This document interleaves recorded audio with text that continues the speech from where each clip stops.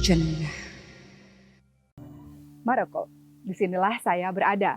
Maroko atau Al-Mamlakah Al-Maghribiyah adalah sebuah kerajaan Islam yang terletak di utara Afrika, memiliki penduduk sekitar 34 juta jiwa, 99% adalah Muslim dan 1%-nya adalah Kristen atau Yahudi. Bahasa yang digunakan adalah French, Berber, dan bahasa Arab.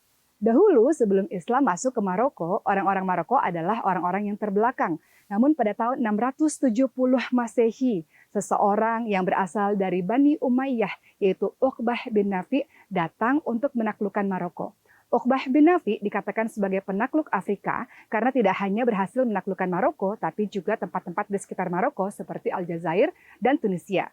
Uqbah bin Nafi lahir 1 tahun setelah Rasulullah SAW hijrah dari Mekah menuju ke Madinah, dan beliau merupakan keponakan dari Amr bin Ash, seorang penakluk dari Mesir. Itu sebabnya beliau memiliki darah pejuang sehingga bisa menaklukkan kota Maroko.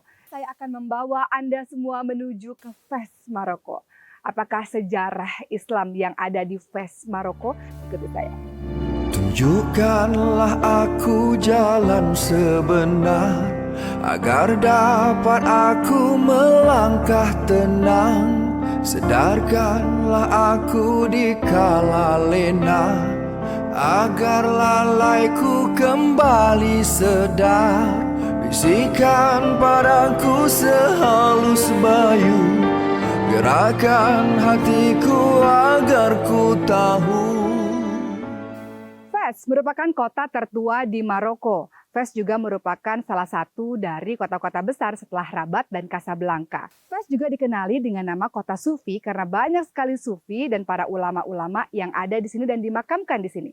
Fes didirikan pada abad ke-8 oleh penguasa Idrisiyah. Setelah itu banyak pendatang yang datang ke tempat ini berasal dari Tunisia dan dari Cordoba yang membawa banyak sekali perubahan.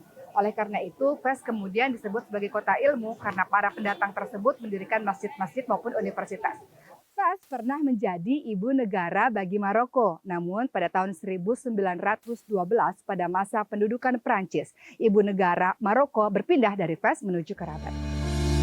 Tunjukkanlah aku jalan sebenar, agar dapat aku melangkah tenang. Sedarkanlah aku di kala lena, agar lalaiku kembali sedar. Bisikan padaku sehalus bayu. Masih di dalam kota Fes tua ini, di dalamnya saya menemukan banyak sekali madrasah-madrasah atau rumah-rumah tahfidz, termasuk rumah-rumah tahfidz untuk budak-budak, untuk anak-anak kecil ini. Mereka diajarkan untuk menghafalkan Al-Quran dengan cara ustazahnya atau gurunya membacakan satu ayat Al-Quran, kemudian mereka mengikuti, lama-lama mereka akan menghafal. Tapi ada satu cara untuk menghafalkan Al-Quran di Maroko ini. Caranya adalah mereka biasanya akan menulis di atas batu dan kemudian mereka hafalkan. Dengan cara seperti inilah mereka semakin kuat dalam menghafalkan ayat-ayat suci Al-Quran.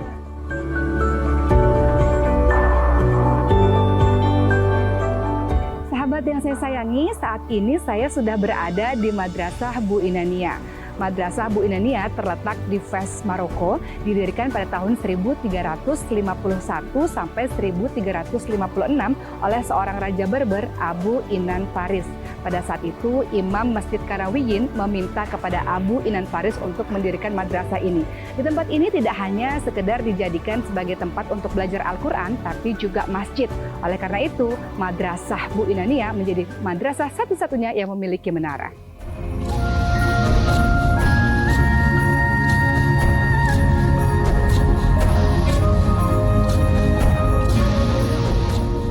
Masjid Kawariyin. Dahulu ramai orang yang belajar di Masjid Kawariyin, sehingga masjid ini pun berkembang menjadi universitas. Universitas Al-Kawariyin merupakan universitas tertua di dunia, bahkan lebih tua daripada Al-Azhar. Jadi teringat akan sejarahnya, di awal abad ke-9, penguasa Fes ketika itu berdoa kepada Allah Subhanahu wa Ta'ala agar Fes dijadikan pusat hukum, pusat ilmu, dijadikan sebuah bandar yang ramai orang belajar Quran dan mengajarkannya. Dan itu diwujudkan oleh seorang wanita bernama Fatimah Al-Fihriya dan adiknya Maryam. Mereka berdua berasal dari Tunisia dan kemudian menetap di Fes. Saat ayahnya meninggalkan harta warisan yang banyak, sehingga harta itu digunakan Fatimah Al-Fihriya untuk mendirikan Masjid Kawariyin. Kita akan berkeliling untuk menikmati keindahan Masjid Kawariyin.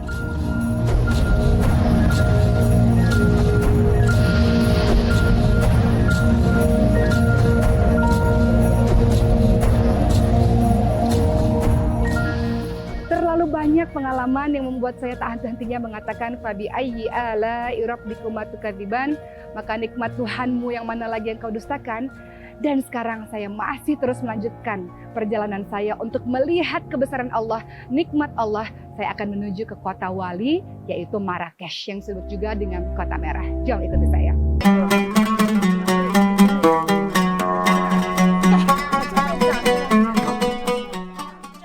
Alhamdulillah, saat ini saya sudah berada di Marrakesh. Marrakesh termasuk kota besar selain Rabat, Fes, dan Casablanca. Marrakesh terletak di sebelah barat daya Maroko. Marrakesh disebut sebagai kota 7 wali karena dikatakan banyak sekali wali-wali di sini yang melalui kota ini. Marrakesh disebut juga dengan kota merah karena kalau kita melihat seluruh kota Marrakesh, bangunannya berwarna merah. Marrakesh dibagi menjadi 2 kawasan. Kawasan tua disebut dengan Medina. Kita bisa melihat sisi Afrika di dalamnya karena banyak sekali pasar-pasar tradisional. Juga kawasan modern yang disebut dengan Gelis. Di sini kita bisa menemui butik-butik dan restoran-restoran yang sangat luar biasa. Banyak sekali peninggalan-peninggalan dalam masa kejayaan Islam di Marrakesh seperti pemakaman, istana, madrasah, dan sebagainya. Saya akan mengunjungi berbagai tempat di Marrakesh, diantaranya adalah masjid yang terbesar, Masjid Kutubiyah, dan akan menaiki unta, serta mencoba kendaraan tradisional di kota Marrakesh ini. Masihkah ada ruang untukku di tempatmu yang luas? Ku tahu aku banyak dosaku, masihkah ada lagi belas? Istana Bahia dibangun di abad ke-19 atas perintah dari Perdana Menteri Kesultanan Maroko, Si Musa. Istana Bahia dibuat untuk hadiah bagi permaisuri Bahia karena telah melahirkan seorang anak laki-laki. Istana Bahia dibangun selama 14 tahun dan didatangkanlah pengukir-pengukir hebat dari Fes.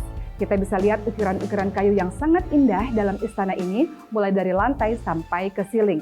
Istana Bahia di dalamnya terdapat sekitar 150 sampai 160 bilik atau ruangan yang di dalamnya tidak hanya berisi ruangan-ruangan untuk para permaisuri maupun dayang-dayang, tapi juga masjid untuk Perdana Menteri sendiri. Biasanya Perdana Menteri melaksanakan sholat di masjid tersebut bersama dengan permaisuri dan dayang-dayang, serta di dalam masjid itu juga dibuatkan sekolah-sekolah Al-Quran. Di dalam Istana Bahia juga terdapat kolam pancuran, merupakan ciri khas dari bangunan-bangunan Maroko. Di sekeliling kolam pancuran tersebut terdapat kebun-kebun dan tanaman-tanaman yang sangat indah. Sampai hari ini, Istana Bahia dijadikan ofis pemerintahan dan juga sebagai tempat wisata bagi para pelancong di seluruh dunia.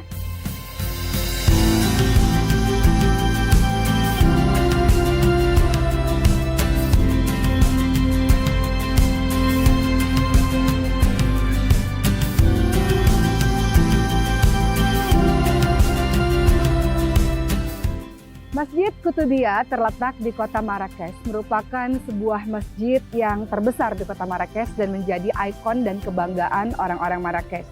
Masjid ini dibangun di tahun 1184 sampai 1199 pada Khalifah Yaqub Al-Mansur.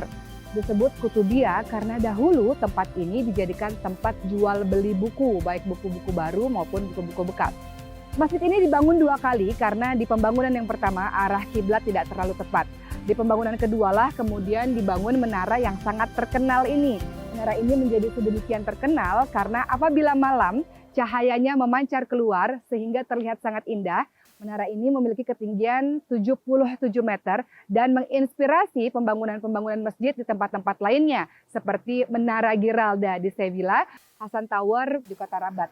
Masjid ini dapat menampung sekitar 25.000 jemaah yang hendak sholat di dalamnya.